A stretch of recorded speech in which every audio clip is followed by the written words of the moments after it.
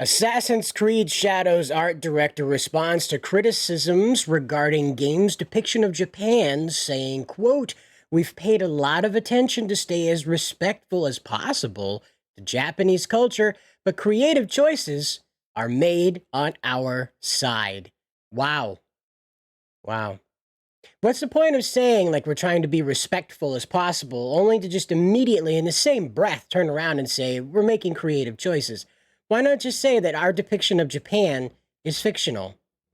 Just say that. Just say that. Don't go all the way around Jacob's backfield or wherever you like to say, all the way out to pasture, however you like to express this. Where I come from, we use farm euphemisms. But, you know, for a fellow that's just kind of beating around the bush, does that one sound familiar maybe for the rest of you Flatlanders? This whole situation is just getting out of control because now they've pirouetted into this whole, like, defense of what they're doing, trying to say both out of both sides of their mouths, right? They're trying to speak out of both sides of their mouths, saying, hey, by the way, we're being as respectful as possible. And then the other side, we're saying, oh, no, we're doing as much as we can to be creative with it as well. So it's like, you can't do both at the same time. If you're going to be respectful about the culture, then you represent it as it exists in myth, as it exists in their own tellings, in their own mythology, if you will. Otherwise, you end up taking creative liberties and creating a fictional Japan. So just say that. But instead, he wanted to go out and say a whole bunch of this stuff. So here we go. If you recall, there was that all that big red text. You remember that? The big red text. Well, the big red boxes with the white text inside of it, where they were like, we're very sorry to our Japanese consumers, our audience in Japan, for the misconception that we were just being very, like not concerned with you guys and stuff. We're super duper sorry about that. But we are working with historians, right? You remember that? And they were like, well, BT dubs, we don't care what they have to say. We just like partying with historians. We didn't really listen to what they have to say. We made our own depiction. But we do have experts. Well, now this guy, he's decided, after a month of not addressing that, of just leaving that out in the air like a stale fart caught on a hot day, he's decided to come out and kind of shape that up a bit, kind of clarify what he meant. And, it comes from on high, like a high horse looking down on all these Japanese people he thinks that are below him. So here we go. This is Dansereau, I believe is how you say it. He is one of the creative directors with the game. And so you have this fella coming out and he's saying, there is a letter published by Ubisoft apologizing to that group of people in Japan, the folks I mentioned that were aggrieved and like myself, over Ubisoft just completely obliterating Japanese culture for funsies. Just kind of saying, we're doing the most accurate depiction and then throwing in Chinese architecture, Chinese kanji, the rice fields of Myanmar. I think I've seen also like some Buddhist temples that don't even belong in Asia. Like they're like over there in they're Eurasian ones that they just ripped out of the ground and decided to put in there. And now we find out that they put a temple of Buddha that wasn't even like standing. It was currently in disrepair during the time of O.R.C.A. So they've decided to put that temple in there. So what was the point of all of this? What are you doing? What was the point? So he goes on and he says, there was a letter published by Ubisoft apologizing to that group of people in Japan, but something they need to know is we are working with experts, world-renowned experts. Ooh. And if we have in any way offended people, people, we are sorry, but this is not the goal. We've paid a lot of attention to stay as respectful as possible to Japanese culture, but creative choices are made on our side based on all the discussions we had with our own group of experts. The ones we told you we didn't listen to in the previous address about this.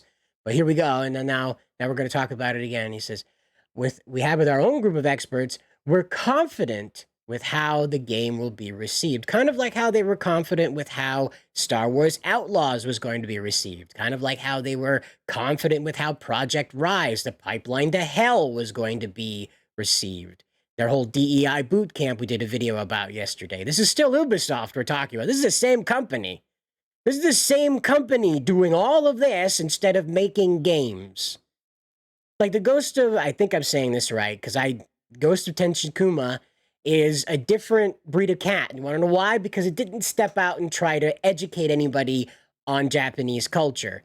It took a snapshot of Japanese culture and mythology and decided to make it look really cool and really fun to interact with. That's it. It's that simple. Same with Black Myth Wukong. For the Chinese mythology of Song Wukong, you have a great time just being a monkey man with deep reservations over the stupid responsibilities that he's been wrestled with that he doesn't want to deal with anymore, or again, who can't relate to that in this time period, a wanting to escape responsibilities thrust upon you by a destiny you didn't make a choice in. Huh? Who could relate to that, right? Who could relate? Nah. They want to relate to this guy. They want to. He's just a big old guy that's got to stop some people from doing some things. That's the worst part about this, right? Consider for a minute. He's got more to say, but consider for a minute, right? But the worst part about this game, despite all of its cultural abuses that it's done, despite stealing legally protected Japanese historical iconography from the Sekigahara Rifle Corps and so many others, I mean, it's photo bashing has to stop in concept art. Just a quick aside, photo bashing has to stop. But back to my main point I was making is that what a disappointment it would be if this game's just boring, right? The greatest sin that this game can make right now, after all the abuses that it's committed on its road to construction here, on its road to market, the worst thing that this game can do is be boring. And I have the distinct feeling it is going to be boring because they are not interested in talking about the game. They're talking about the atmosphere around the game. They're not talking about what's actually in this damn game. You see a little bit of pieces of it here and there where they want to tell you you can be gay in the game and you can choose the destiny, you can choose between one character or the other. But do you know anything about Naoe? Not really, no, because they want to keep talking about how historically accurate they are, and then out of the other side of their mouth, they want to tell you that they're not being historically accurate on purpose. What are we doing, guys? I'm just waiting for like one of those One Piece characters to just full on walk into the frame, Yasuke is just hanging around the middle of town. People are butt bowing all over the place. And then Roanoa Zolo shows up and he says, Zoro, sorry, I'm stuck on 4 kids. Roanoa Zolo shows up and he says, I'm challenging you to a sword fight. And Yasuke has to fight him, and that's one of your missions, right? You just gotta, just a straight up rip. It's not even made into like Assassin's Creed art style. It's just a 1-to-1 2D character, Roger Rabbit style, pasted into the game. These people, I swear, they don't know what they're doing. They're obsessed with trying to teach you a lesson that never existed in history. This is the mistake the modern Assassin's Creed games are making for the modern audience, is that they're out here trying to tell you how things happen rather than just trying to entertain you with events. Nobody cared that Washington was some god king in an alternate history version of the game that came out as a DLC. Nobody cared. They're like, that's neat, that's fun, that's cool. You want to know why? Because they made it explicitly known that that was alternate history and in no way an attempt to reframe the actual passage of time. The same way with Connor's adventure, dealing with the Templars' infection of the early founders. Yeah, the atmosphere around the early founders. This was intended to be a fictional representation. But just in this guy's sentence right here, he tells us that they're working with experts. Wow. So we're supposed to then believe that this is very accurate. And in the next breath, not even the next breath, just a comma away, this guy goes into saying, well, we're making creative choices with all this expertise. So what's the point of the expertise then, right? Makes you wonder.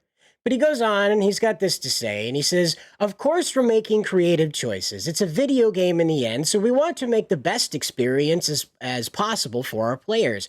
We've worked with a lot of experts to just understand well the time period.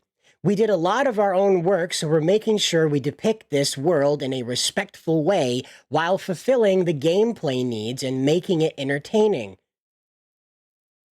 I got to get through it. Okay, We worked with Osaka and Tokyo studios who've acted as consultants who acted as consultants. One of their art directors is involved and doing research in the field. We went there. We did a field trip, and we have Japanese experts living in Japan. What? What does that mean? Anyway, we use them a lot to look at our assets.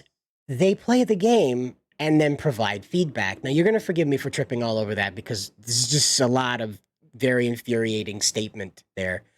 I would say statements, but it's all just kind of a melt, if you will, a fondue of FU Japan. So here we have it. Let's take it from the top. So of course we're making creative choices. It's a video game in the end, so we want to make the best experience as possible for our players. So open with that. Say that part.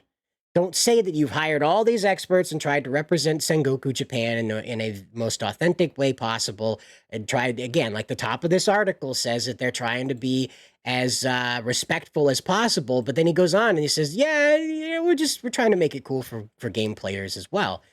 Just say that. What is the sin in saying we're trying to make a fun game for players, right?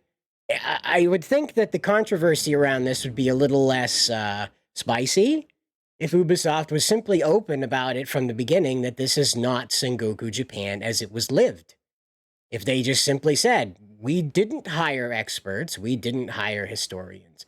We consulted with our Japanese studios in Osaka and Tokyo around creating this fictional Japan with these fictional characters at the lead. And again, that would mean no Yasuke, okay?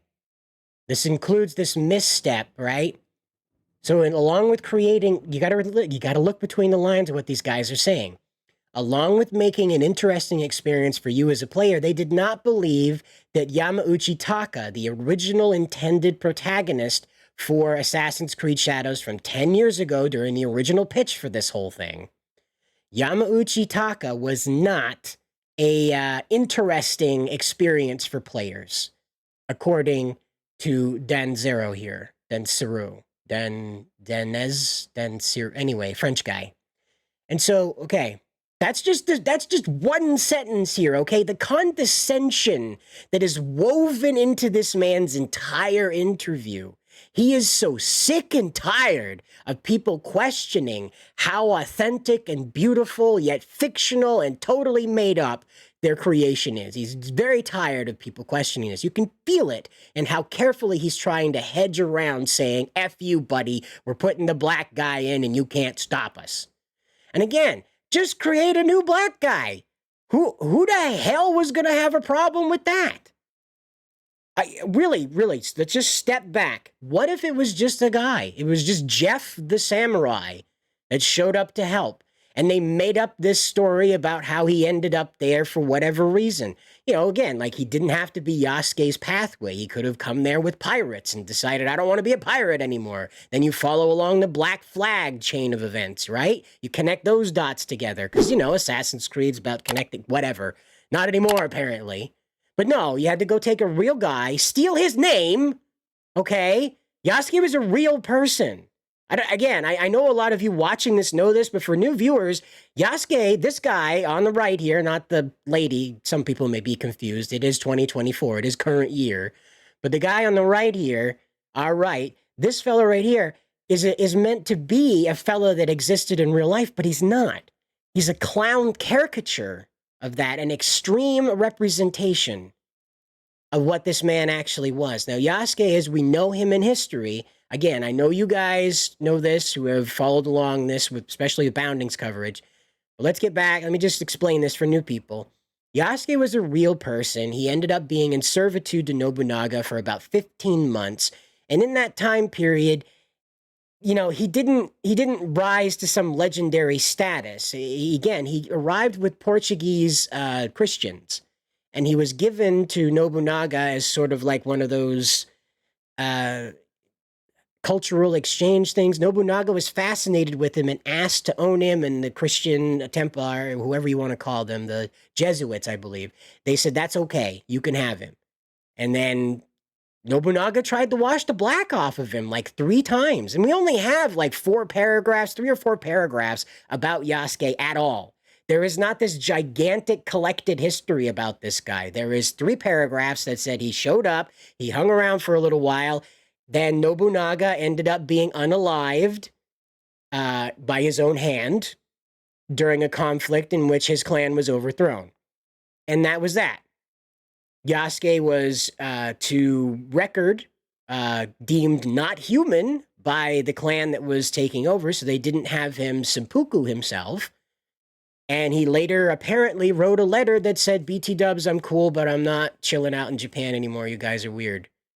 To that effect. I am sure it said something a bit more flowery, but to that effect, lol, YOLO, something like that. But anyway, this guy that they're trying to tell you now is part of this accurate depiction of Sengoku Japan never existed in the depiction they're showing you. Never ever. Not only that, he walks around in full war armor. Like full on, we're meeting on the battlefield, we're gonna beat each other, slice each other, stab each other to death. That full on armor, right? Walking around a regular old day, just hanging out, like just full on war armor, big old dragon horns, all that jazz. Just walking around on a Tuesday, like, what's up, bro? How's it going, man? Oh, just checking out the fit. What do you think, bro? Just testing out the fit. Watch the glare. What are you doing? Nobody did that.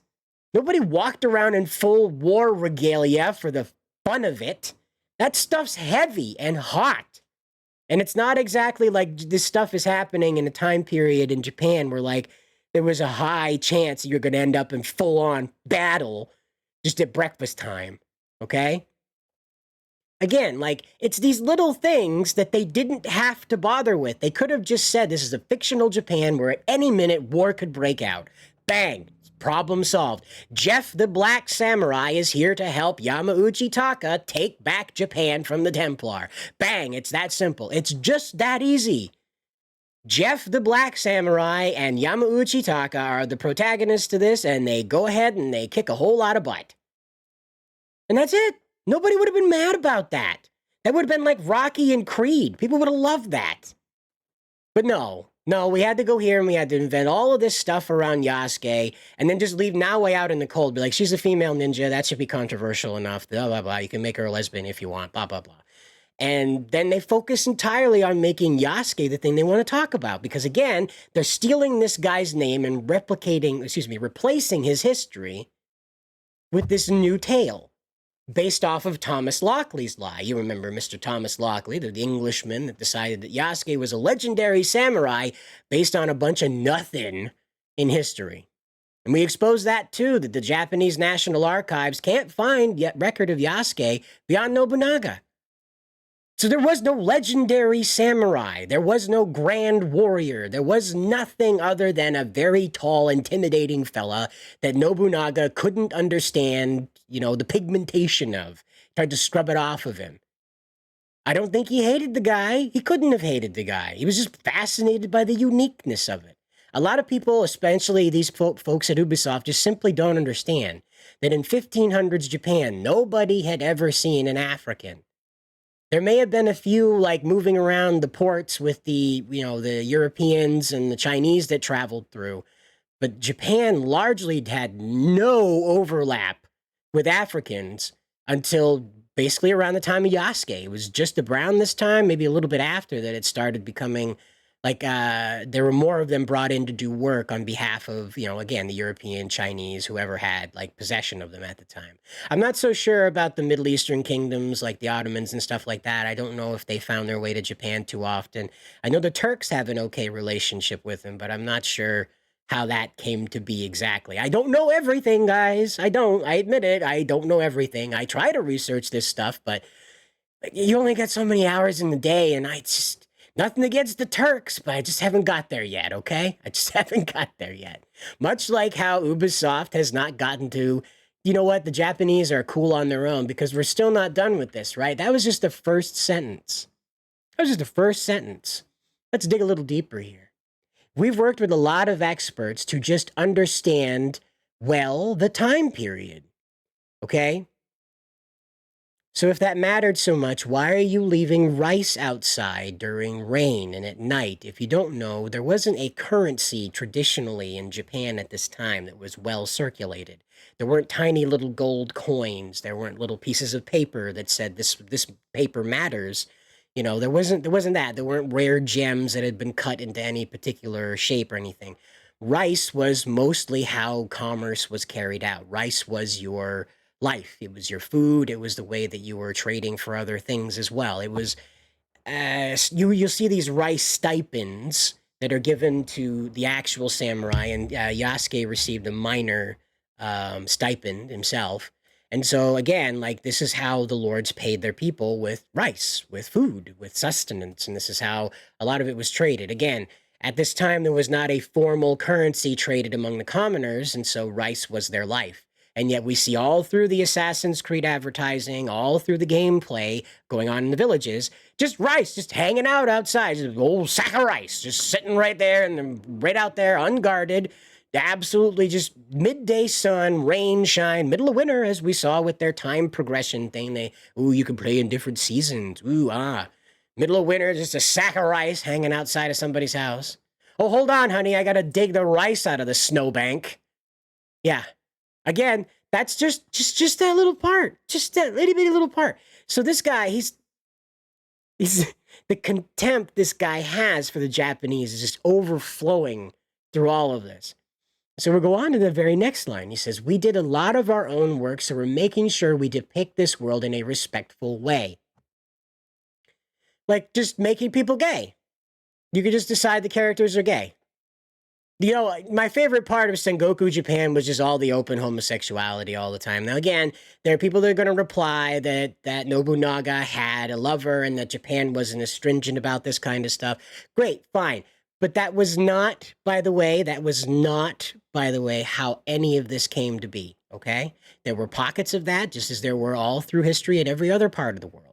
But that was not a defining part of the Japanese culture at that time, and it certainly wasn't a defining part of samurai culture nor assassin's culture, okay?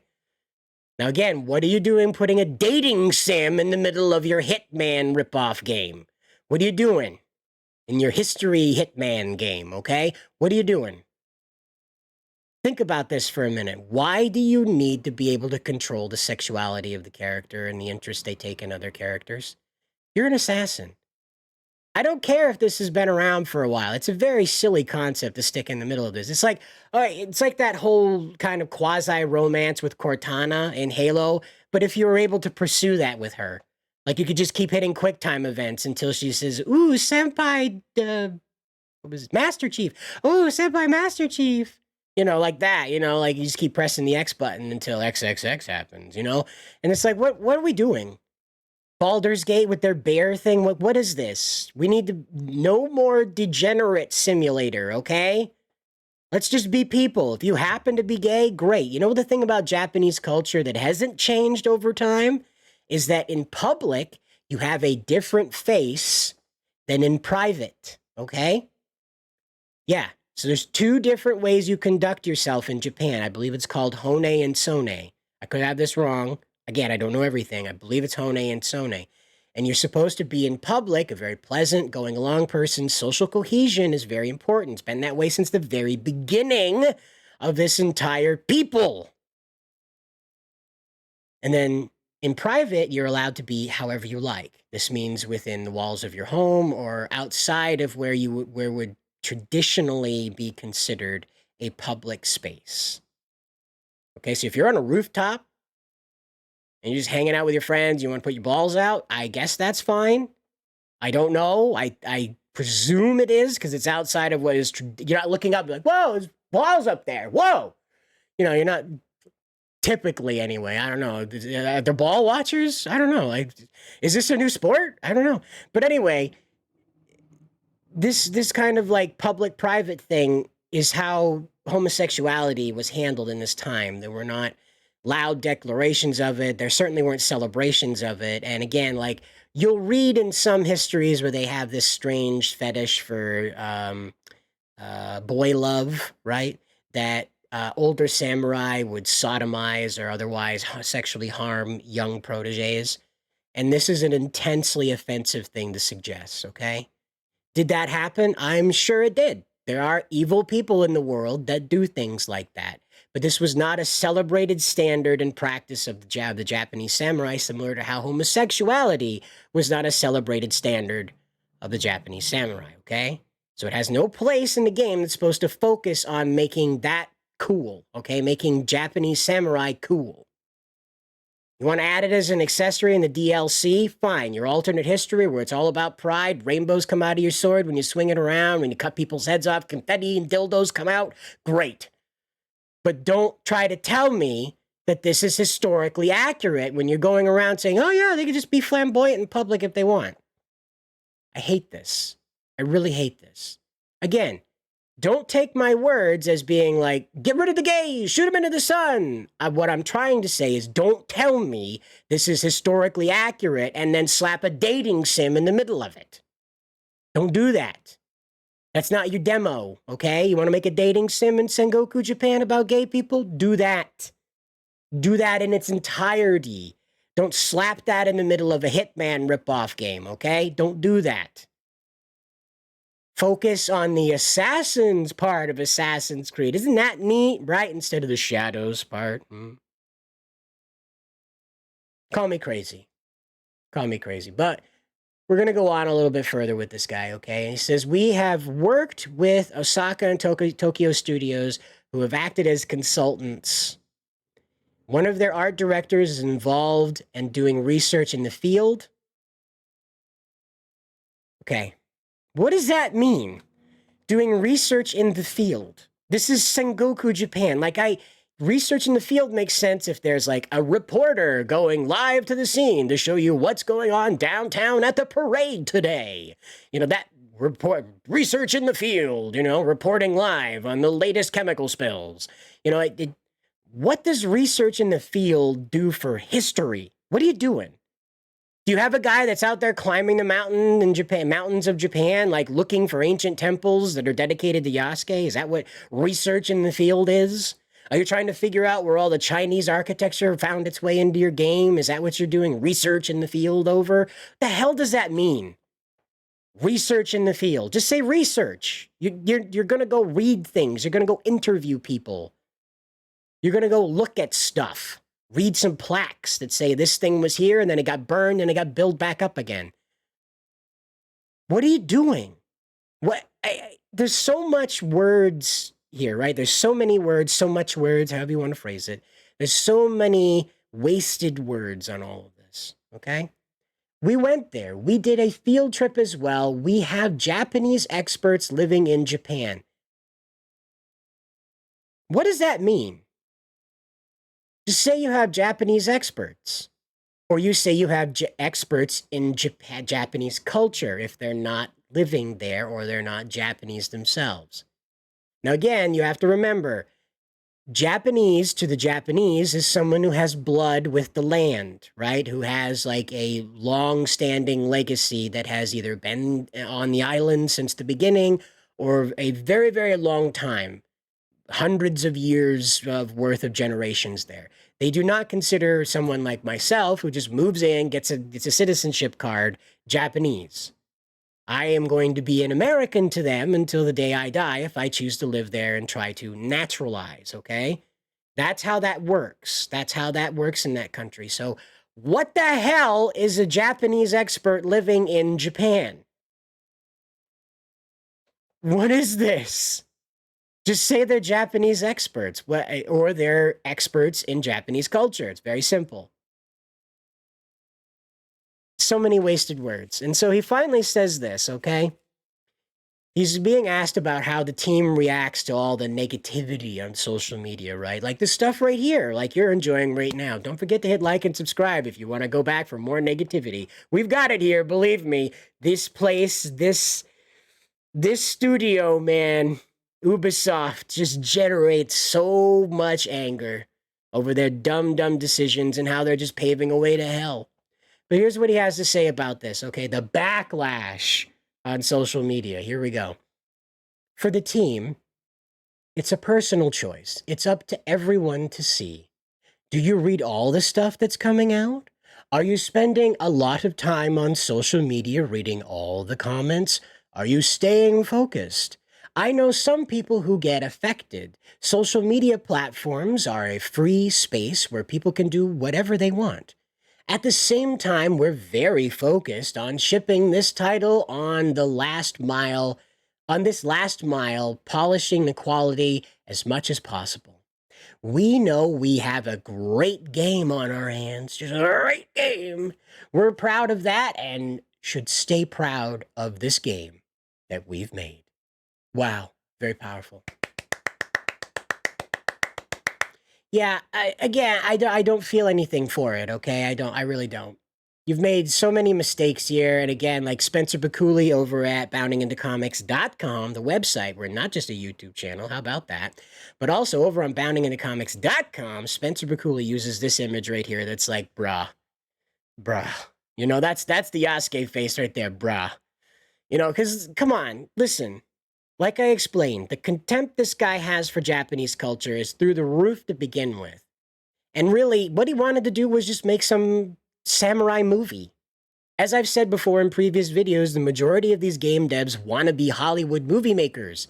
They don't want to make a video game. They want to sit there and lecture to you for 14 hours straight while you mash X through cutscenes to get back to hacking and slashing the characters that you bought the game to do so in. And yet here we are, we find ourselves yet again neck deep in these idiots trying to make up for their idiotic statements by making more idiotic statements. Consider for a minute if you're a Japanese citizen and you hear this. You hear, yeah, you know what, we did the history thing, but Japan's whatever we want it to be, okay? If we want a bunch of people running around in full war regalia, butt bowing to one another, having their rice / money / sustenance / only way to hold on to their way of life, just hanging out in the rain. If we want to make sure that there's open homosexuality in a time where that was absolutely not the case, we want to make sure there's Chinese architecture just hanging out all over the place when tensions between Japan and China are through the roof at the moment.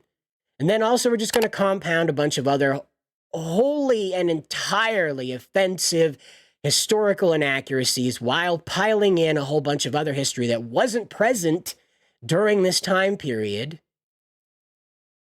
And then trying to tell you, oh, we're doing our best to respect these Japanese people. Can you imagine being a Japanese person hearing all that? If you are a Japanese citizen and you are reading through subtitles here, let me be very clear with you. This is not reflective of how Western people view your nation. It shouldn't be how anyone views a nation, okay? Do not step... They didn't do this for Assassin's Creed 1. They didn't do it for 2. They didn't do it for 3. You didn't see them bending over backwards to explain what they did to Italy. You didn't see them bending over backwards to explain what they did to Jerusalem, what they did to the Caribbean, what they did to the American colonies, what they did to France, their own home nation. They didn't... Remember the faces that just obliterated out of nowhere? They just disappeared? You have floating teeth and eyeballs? Yeah, whatever. That's shipped. Right? That was a winning choice that they put out. Remember that? Yeah, Ubisoft, very trustworthy, very trustworthy. But to you, the Japanese citizens, please understand, we don't have this view that your culture is a toy box or that ours is a toy box. If we're going to go and depict these things, we need to make it abundantly clear that we are creating alternate history and in no way try to compensate by saying we've hired experts. Sorry, I thought I hit a button. I heard a click. I thought I heard a button. Anyway, we've hired experts, okay? In no way should you go and say that, back up what you've done. Just say you've created a fictional representation. And he was never heard from again because his audio was awful.